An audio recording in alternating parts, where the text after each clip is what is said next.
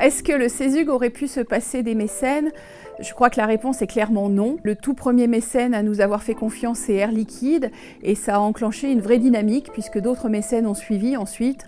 Teledyne EDV, Sofradir, Nicomatic et tout récemment Gorgie Timing et NPC System. En étant mécène du CESUG et en venant travailler au quotidien avec les équipes du centre spatial, ces mécènes se frottent à de nouvelles façons de travailler, plus agiles, plus rapides.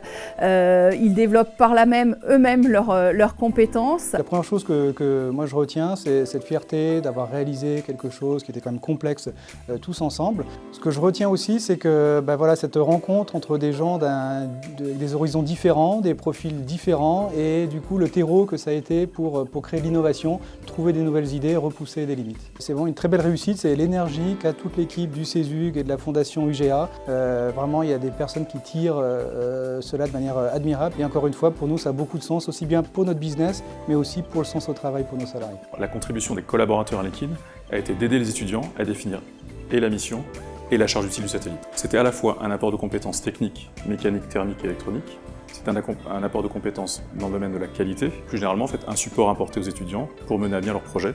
Donc les collaborateurs à Liquide sont ravis effectivement de cette expérience, à la fois d'avoir pu contribuer à un projet comme Amicalsat, ravis également d'avoir pu interagir avec d'autres milieux que le leur, s'être affranchis de contraintes qui sont celles du spatial industriel dans lequel on est depuis près de 50 ans, et de s'ouvrir à de nouvelles contraintes, celles du New Space, et de pouvoir contribuer à l'ouverture d'Air Liquide sur ce nouveau marché. Qu'apportent les mécènes ? C'est très clair. D'abord, ils apportent leur soutien financier parce que construire un satellite, ça coûte cher.